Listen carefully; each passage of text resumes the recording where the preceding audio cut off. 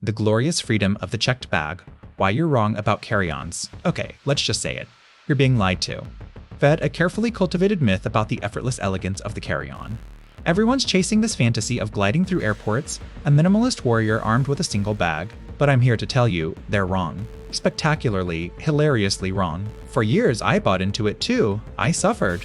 I contorted myself into unnatural yoga poses to fit my belongings into those tiny, restrictive cages they call carry-on luggage. But I'm enlightened now.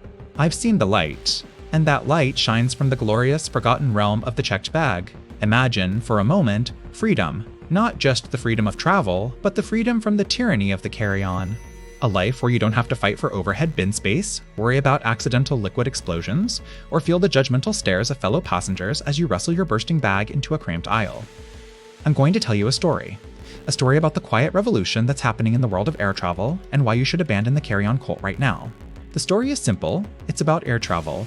It's about the ritual we all participate in, the anxiety, the hustle, the frantic scramble for space.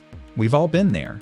That moment, standing in line at the gate, watching the overhead bins rapidly fill up, the silent, panicked calculation, do I risk it?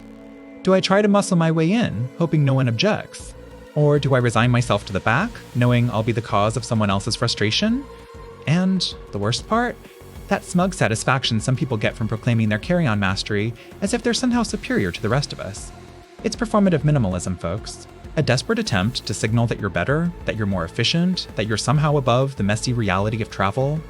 But let's be honest, it's just exhausting. This whole carry-on obsession started, I think, with this weird cultural push for minimalism. Less is more, they tell us. Declutter your life. Great advice for your closet, maybe. Terrible advice when you're trying to navigate a crowded airport terminal.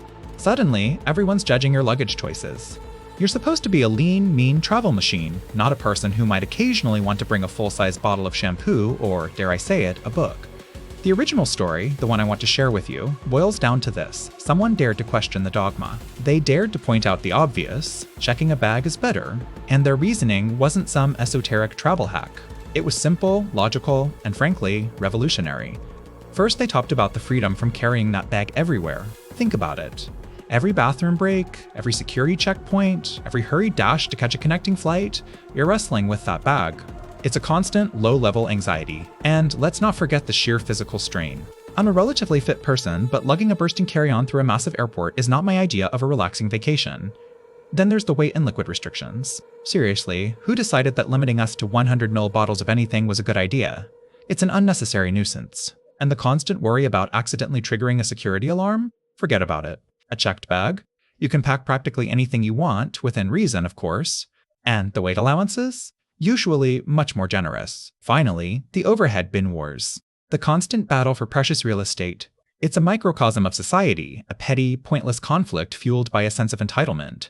Watching people practically shove each other to get their bag into the overhead bin, it's just sad. And then, the inevitable post-flight bottleneck as everyone tries to extract their carry-on from the cramped space. It's a mess. So the story ends with a simple conclusion. Check a bag. Embrace the freedom. Stop pretending you're a travel superhero. Okay, so checking a bag is objectively better than carrying one on. But this isn't just about luggage, folks. It's about something much larger.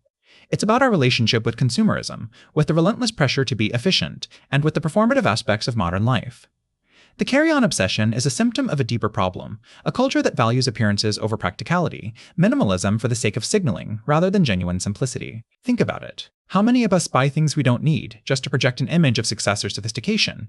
We buy the minimalist bag, even though we pack it full of stuff we don't actually use. We subscribe to the idea that less is more, but only if it looks good on Instagram. This reminds me a lot of the Tesla phenomenon. People buy Teslas not necessarily because they're superior cars, but because they want to be seen as environmentally conscious, tech-savvy, and affluent. The same principle applies to the carry-on. It's a status symbol, a way of saying, look at me, I'm organized, I'm efficient, I'm a better traveler than you. The problem is, it's a lie. We're all just trying to make it to our destination in one piece, and pretending otherwise is exhausting. And it's not just about air travel. This mentality permeates so much of our lives. Consider the tiny house movement. While the concept of downsizing and simplifying your life is appealing, many tiny houses are meticulously designed and curated, turning them into miniature versions of traditional homes, complete with expensive appliances and carefully chosen decor.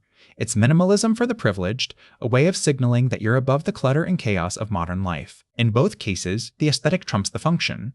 The whole carry-on culture is also fascinating when viewed through the lens of psychology. It's a form of virtue signaling, a way of demonstrating our moral superiority by adhering to a particular set of rules. We're subconsciously trying to earn the approval of others, even strangers, by projecting an image of ourselves as organized, efficient, and environmentally conscious. It's a classic example of how we use external validation to define our self-worth. Now, I know what some of you are thinking, but checking a bag costs money. And you're right. Most airlines now charge extra for checked baggage. But consider the cost of the stress, the wasted time, and the physical strain of wrestling, a bursting carry-on through a crowded airport. Is a few extra dollars really worth it? I've seen families practically have meltdowns trying to cram their belongings into those tiny overhead bins. Is that really the kind of travel experience you want? Furthermore, think of the environmental impact. Those overflowing carry-ons often lead to more frantic packing and unnecessary purchases. By embracing the checked bag, we can simplify our lives, reduce our consumption, and travel with a little more peace of mind. So, I urge you, reconsider your luggage choices, embrace the checked bag, stop trying to be a travel superhero, let go of the need to project an image of perfection, travel for the experience, not for the likes. And maybe, just maybe, you'll discover that the real freedom lies not in the contents of your luggage, but in the perspective you choose to carry within you. The check-in bag is waiting for you. Let yourself be carried away. Would you like me to delve more into a particular aspect of this?